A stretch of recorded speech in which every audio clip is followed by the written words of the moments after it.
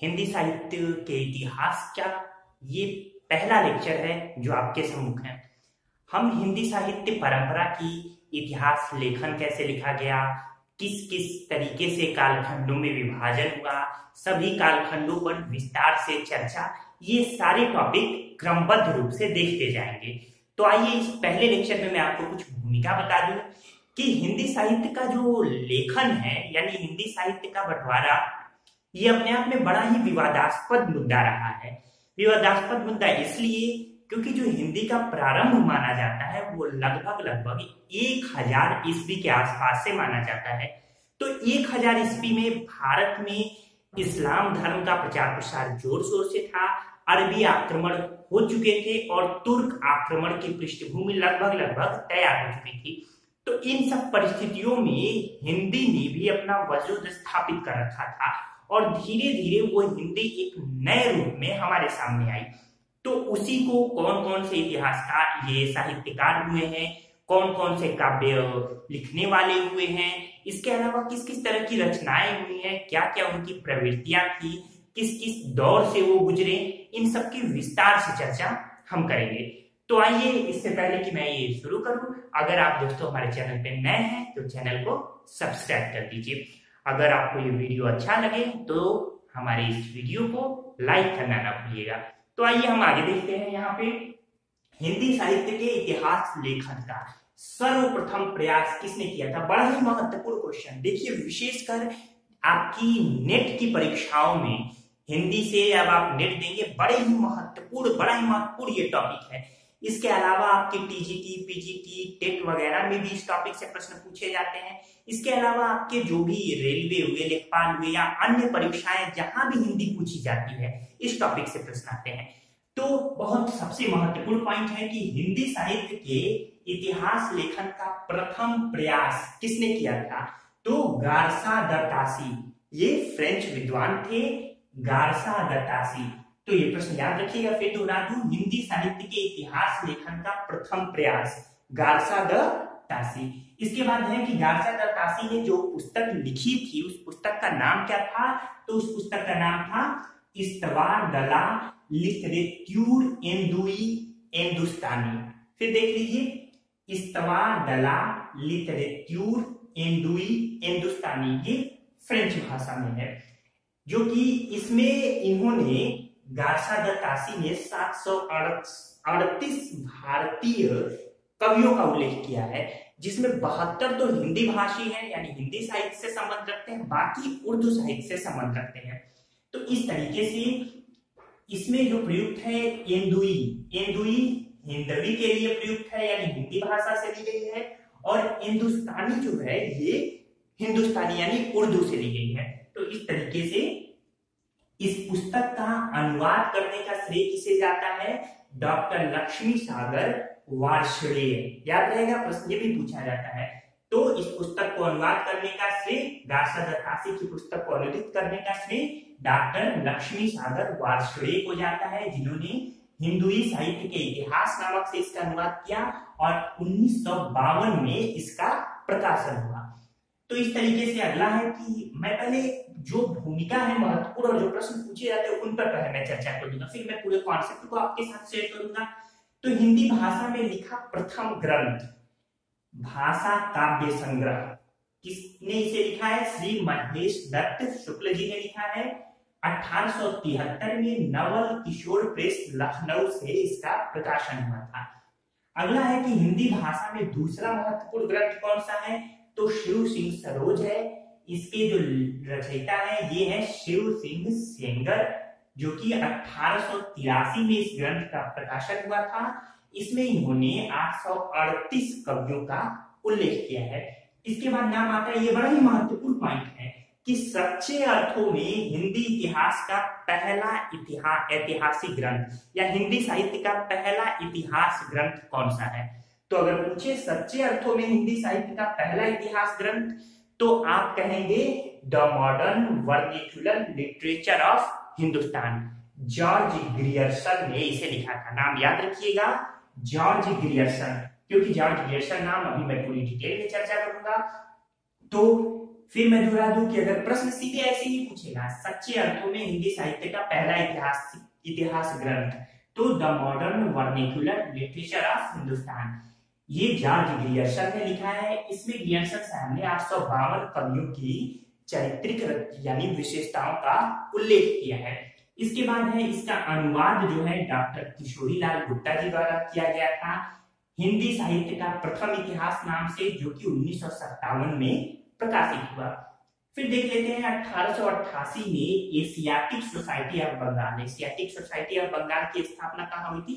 बंगाल में हुई थी। तो की पत्रिका के विशेषांक के रूप में हिंदी साहित्य के जिस ग्रंथ का प्रकाशन हुआ उसका क्या नाम था? तो यही the modern vernacular literature of Hindustan. तो ये प्रश्न याद रखिएगा। हिंदी साहित्य यानी हिंदी साहित्य इतिहास लेखन की परंपरा के प्रवर्तन का श्रेय, तो इसे याद रखिएगा, गार्सा दत्तासी को जाता है। नाम से फेमिलियर हुई। अगर आप बिल्कुल नए हैं तो जैसे यहाँ देखिए गार्सा दत्तासी मैंने बताया, दूसरा नाम आपको मिला हिंदी साहित्य परंपरा में एक मिला डॉक्टर लक्ष्मी सागर वार्ष्णेय ने, जिन्होंने इसका अनुवाद किया। फिर आपको मिला यहाँ पे एक नया नाम महेश दत्त शुक्ल जी का, फिर शिव सिंह सेंगर का नाम मिला, फिर यहाँ जॉर्ज ग्रियर्सन का नाम मिला, फिर यहाँ डॉक्टर किशोरीलाल गुप्ता। तो नामों से परिचित हुई है। तो इस तरीके से हिंदी साहित्य इतिहास लेखन की परंपरा के प्रवर्तन का श्रेय गार्सा दत्तासी को जाता है। अगला इतिहास लेखन की विधेयवादी पद्धति के आविष्कारकर्ता, तो ये पश्चिमी विचारक रहे जिनका नाम है तेन, आचार्य रामचंद्र शुक्ल जी तेन के विचारों से बहुत प्रभावित थे। ये विधेयवादी यानी विधेयवादी पद्धति क्या है? तो इसमें जाति परंपराओं और राष्ट्रीय सामाजिक वातावरण का विश्लेषण किया जाता है, यानी इस आधार पर जाति परंपराओं और राष्ट्रीय सामाजिक वातावरण के विश्लेषण के आधार पर हिंदी साहित्य का विभाजन करने का श्रेय किसे जाता है? तो तेन को जाता है। यही जो है विधेयवादी पद्धति के नाम से जानी जाती है। इसके बाद इतिहास लेखन व विश्लेषण के प्रति प्रारंभिक भारतीय दृष्टिकोण कैसा रहा? तो भारतीय दृष्टिकोण शुरू से ही नैतिकवादी आदर्शवादी है और अध्यात्म में विश्वास करता है, तो आदर्श मूलक और आध्यात्मिक दृष्टिकोण रहा। एक और देख लीजिए, तेन के विचारों का खंडन किसने किया था? यानी हिंदी साहित्य परंपरा को जाति परंपरा व साहित्यिक सामाजिक वातावरण के विश्लेषण के आधार पर मानने से इनकार किया था हडसन साहब ने। तो इस तरीके से ये कुछ भूमिका रही जहां से प्रश्न पूछे जाते हैं। मैं यहाँ आपको बता दूं कि गार्सा दत्तासी द्वारा जो पुस्तक प्रकाशित हुई थी इस्तवार दलाल लिटरेचर इंदुई हिंदुस्तानी, ये 2 खंडों में प्रकाशित हुई। पहला खंड 1839 में प्रकाशित हुआ और दूसरा 1847 में प्रकाशित हुआ। लेकिन पुनः 1847 में जो इसका दूसरा खंड प्रकाशित हुआ था, पुनः इसका 3 खंडों में बंटवारा हुआ, जिसे 1871 में प्रकाशित किया गया। याद रहेगा, प्रश्न पूछता है कि गार्सा दत्तासी की पुस्तक का पहले 2 खंड कब प्रकाशित हुए थे? तो 1839 और 1847 में। तो इस तरीके से ये एक भूमिका रही जिसे मैंने आपके सामने रखी। नामों से आप परिचित हुए और आपकी परीक्षाओं में बार-बार जो प्रश्न पूछे जाते हैं वो यहाँ से आपको मिलेंगे। आइए अब इसके बाद से मैं आपको बताता हूँ कि जो काल निर्धारण किया गया हिंदी साहित्य का किस आधार पे किया गया और कौन कौन लोग इसमें प्रमुख भूमिका के रूप में रहे। तो सबसे पहले नाम आता है भक्तमाल, कविमाल, गार्सा दत्तासी और शिव सिंह सेंगर का। तो इन चारों लोगों ने प्रारंभिक हिंदी साहित्य के विभाजन की कोशिश की, लेकिन काल विभाजन का इसमें अभाव पाया गया। ये कवियों के काल विभाजन का समय नहीं दे सके। तो इस तरीके से इनके जो हिंदी साहित्य विभाजन था इसका खंडन किया गया। इसके बाद से नाम आता है जॉर्ज ग्रियर्सन का। George Grierson Asiatic Society, Bengal के एशियाटिक सोसाइटी के सदस्य भी थे। इन्होंने 11 काल खंडों में हिंदी साहित्य को बांटा है। इनकी जो साहित्य विभाजन की कमी रही वो ये थी कि इन्होंने साहित्यिक आधार पे न बांटकर इसे ऐतिहासिक आधार पे बांटा। जैसे इन्होंने सबसे पहले जो प्रारंभिक काल है यानी आदिकाल है उसे इन्होंने चारण काल कहा। पूछा जाता है आदिकाल को चारण काल किसने नाम दिया है? तो जॉर्ज ग्रियर्सन, क्योंकि इनका मानना था कि इस समय जो कवि थे या जो थे, अभी एक परंपरागत परंपरा शुरू नहीं हुई थी। चारण यानी भ्रमण करते हुए एक जगह से दूसरी जगह जाते हुए लिखा करते थे। भारत पे इस समय एक उथल पुथल की स्थिति थी। इसी समय अरबों का आक्रमण हुआ, फिर तुर्कों का आक्रमण हुआ। तो इन सब के बीच में ढेर सारे कवि बाहर से भी भारत में आए। इन्होंने भारतीय परंपराओं में साहित्यिक इतिहास लिखा यानी साहित्य की रचना की। तो इन सब के बीच में इन्होंने इसे चारण काल की संज्ञा दी। इसके अलावा इन्होंने धार्मिक काव्य, फिर इन्होंने प्रेम काव्य, दरबारी काव्य, फिर महारानी विक्टोरिया का काल, फिर इस तरीके से और भी तमाम, जैसे तुलसीदास, फिर जायसी की प्रेम कथा। तो इन्होंने 11 कालखंडों में जो विभाजित किया उसका आधार इन्होंने ऐतिहासिक बना दिया, जो कि साहित्यिक आधार के विपरीत था। तो इस तरीके से इनके इस हिंदी साहित्य के जो इतिहास की भूमिका रही उसका खंडन किया गया। लेकिन फिर भी यहाँ देखिए, कवियों और लेखकों का काल क्रमानुसार वर्गीकरण व उनकी प्रवृत्तियों को स्पष्ट करने का सबसे पहले श्रेय जॉर्ज ग्रियर्सन को मिल जाता है। इसके अलावा ग्रंथ का विभिन्न कालखंडों में विभाजन किया था इन्होंने। 11 कालखंड मैंने बताए। प्रत्येक अध्याय काल विशेष का सूचक है। प्रथम बार हिंदी साहित्य का भाषा की दृष्टि से क्षेत्र निर्धारण करते हुए संस्कृत, प्राकृत व अरबी फारसी युक्त उर्दू को उससे पृथक किया। यानी संस्कृत प्राकृत को अलग किया और अरबी फारसी जो उर्दू थी उसे अलग करने का श्रेय सबसे पहले किसे जाता है? तो जॉर्ज ग्रियर्सन को जाता है। तो इस तरीके से ये कुछ महत्वपूर्ण बातें रही यहाँ पे जॉर्ज ग्रियर्सन के बारे में। इसके बाद देखते हैं कि जॉर्ज ग्रियर्सन के बाद से जो अगला प्रयास रहा वो मिश्र बंधुओं का रहा। हाँ, एक पॉइंट यहाँ छूट रहा है कि भक्ति काल को हिंदी काव्य का स्वर्ण युग किसने माना सबसे पहले? तो जॉर्ज ग्रियर्सन ने 16वीं शताब्दी और 17वीं शताब्दी का जो समय था भक्ति काल, उसे सबसे पहले स्वर्ण युग किसने माना था? तो जॉर्ज ग्रियर्सन ने। प्रश्न पूछे जाते हैं आपके यहाँ, ध्यान रखिएगा। प्रश्न ऐसे ही पूछे जाते हैं निम्नलिखित में जॉर्ज ग्रियर्सन के बारे में कौन सा कथन सही नहीं है? इन्हीं 4 में से कोई 3 दे देगा और 1 गलत दे देगा। इसलिए आपको पूरा कॉन्सेप्ट होना जरूरी है, तभी आप लिख पाएंगे अगर मुख्य परीक्षा में भी प्रश्न पूछे तो। इसके बाद से मिश्र बंधुओं का नाम आता है। मिश्र बंधु 3 थे। प्रश्न ये भी पूछता है कौन कौन थे, ये गलत नाम दे देगा। तो गणेश बिहारी मिश्र, श्याम बिहारी मिश्र और सुखदेव बिहारी मिश्र। तो ये 3 मिश्र बंधु थे। मिश्र बंधुओं ने मिश्र बंधु विनोद नामक इतिहास ग्रंथ की रचना की, जिसे 4 भागों में विभाजित किया। शुरुआती जो 3 भाग है उसका प्रकाशन 1913 में किया गया, जबकि चौथे भाग का प्रकाशन 1934 में हुआ था। ध्यान रखिए, अगर आप बिल्कुल नए हैं तो आपको ये लग रहा होगा कि ये सब चीजें बेकार की नहीं, बेकार की चीजें नहीं है। आप प्रश्न पत्र उठा के देखिए प्रीवियस ईयर, ऐसे प्रश्न ही पूछे जाते हैं कि मिश्र बंधु विनोद का प्रथम 3 भाग का प्रकाशन कब हुआ? 1913। चौथे भाग का प्रकाशन कब हुआ? 1934। तो इस तरह के प्रश्न बेकार के प्रश्न नहीं है, बड़े ही अच्छे प्रश्न माने जाते हैं। तो आपको पूरा कंठस्थ रखना है। इस तरीके से मिश्र बंधु विनोद में कुल 4591 कवियों का जिक्र हुआ है। अगर 4591 न दे तो देगा लगभग 5000 कवि। ठीक है, तो इस तरीके से इन्होंने इतने कवियों का जिक्र किया। लेकिन यहाँ पहले देख लेते हैं कि इन्होंने जो काल विभाजन किया, अब इन्होंने 5 भागों में विभाजित किया। सबसे पहले आरंभिक काल। तो आदिकाल को आरंभिक काल किसने कहा? प्रश्न पूछा जाता है, मिश्र बंधुओं ने कहा। इसे उन्होंने 2 भाग में उत्तर आरंभिक काल, पूर्व आरंभिक काल में विभाजित किया। 643 से लेकर और 1387 ईस्वी तक, लगभग हर्षवर्धन के समय का आखिरी दौर चल रहा था। तो 1387 ईस्वी तक 643 और फिर 1387 तक आरंभिक काल को निर्धारित किया। इसके बाद से दूसरा इन्होंने मध्यकाल माना, जिसे पूर्व और प्रौढ़ मध्यकाल में विभाजित किया, जो कि 1387 या 88 से 1624 तक रहा। इसके बाद से इन्होंने अलंकृत काल, पूछा जाता है रीति काल को अलंकृत काल की संज्ञा किसे दी है? तो मिश्र बंधुओं ने दी है। 1624 से 1832 तक का समय निर्धारित किया। फिर परिवर्तन काल 1833 से 1838 तक इन्होंने परिवर्तन काल की संज्ञा दी और वर्तमान काल 1869 से वर्तमान समय तक। देखिए, एक एक चीज की क्रमबद्ध रूप से अगले लेक्चर में, फिर जैसे जैसे हम लेक्चर आगे बढ़ेंगे, हर एक युग की हम बड़े विस्तार से चर्चा करेंगे।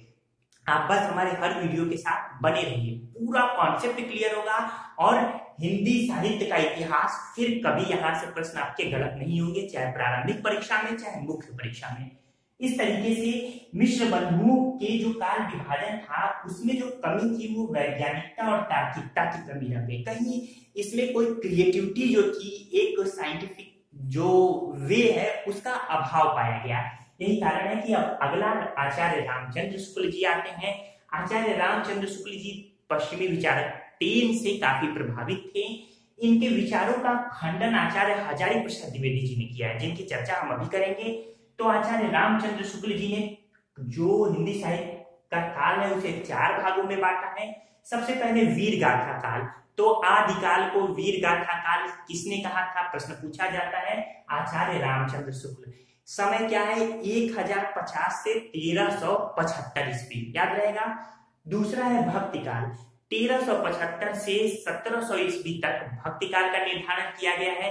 भक्ति काल को इन्होंने 2 भागों में बांटा, एक निर्गुण भक्ति, एक सगुण भक्ति। निर्गुण भक्ति को में 2 शाखाएं रखी, एक ज्ञानाश्रयी शाखा, एक प्रेमाश्रयी शाखा। जबकि सगुण भक्ति में एक राम की भक्ति और एक कृष्ण की भक्ति। तो इस तरीके से इन्होंने भक्ति काल का विभाजन किया, जिसकी चर्चा हम आगे करते रहेंगे। इसके बाद से है रीतिकाल, 1700 से लेकर 1900 तक रीतिकाल का समय इन्होंने माना है। और आधुनिक काल 1900 से लेकर वर्तमान समय तक ये आधुनिक काल को मानते हैं। तो आचार्य रामचंद्र शुक्ल जी को पहली बार हिंदी साहित्य के लेखन को, यानी हिंदी साहित्य के लेखन का काल विभाजन को वैज्ञानिक तरीके से प्रतिपादित करने का श्रेय दिया जाता है, तार्किक तरीके से प्रतिपादित करने का श्रेय दिया जाता है।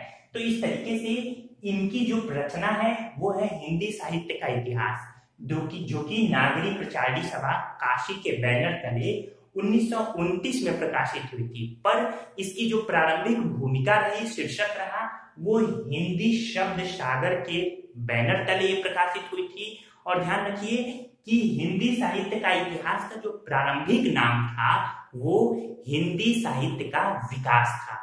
प्रश्न पूछे अगर कि आचार्य रामचंद्र शुक्ल द्वारा रचित हिंदी साहित्य के इतिहास का प्रारंभिक नाम क्या है, तो क्या था, तो हिंदी साहित्य का विकास।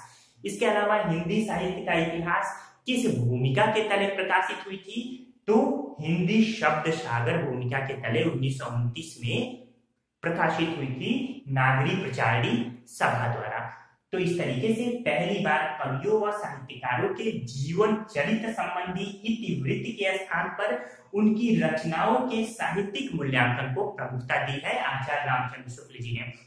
अब तक के कवि ये कवियों के ही यानी रचनाकारों के ही जीवन पर यानी इतिवृत्ति पर लगातार विश्लेषण करने में लगे हुए थे, लेकिन पहली बार इन्होंने कवियों के स्थान पर उनकी साहित्यिक रचनाओं को ज्यादा यूं कहिए कि श्रेय दिया। लेकिन यही इनकी एक कमी भी रह गई। इस साहित्यिक रचनाओं को का विश्लेषण करने के क्रम में ये पूरी तरीके से कवियों की यानी इतिवृत्तियों को इन्होंने पूरी तरीके से नजरअंदाज कर दिया। तो इसके अलावा मुक्तक काव्य जो छोटे छोटे काव्य हैं, इसका भी अभाव इनकी रचनाओं में देखा गया है। सेम चीज यानी यही बात आचार्य हजारी प्रसाद द्विवेदी जी की रचनाओं में भी देखा गया, मुक्तक काव्य का अभाव रहा। ये भी कवियों की इतिवृत्तियां यानी जीवन चरित्र पर फोकस करने से थोड़ा कहीं ना कहीं विचलित रह गए।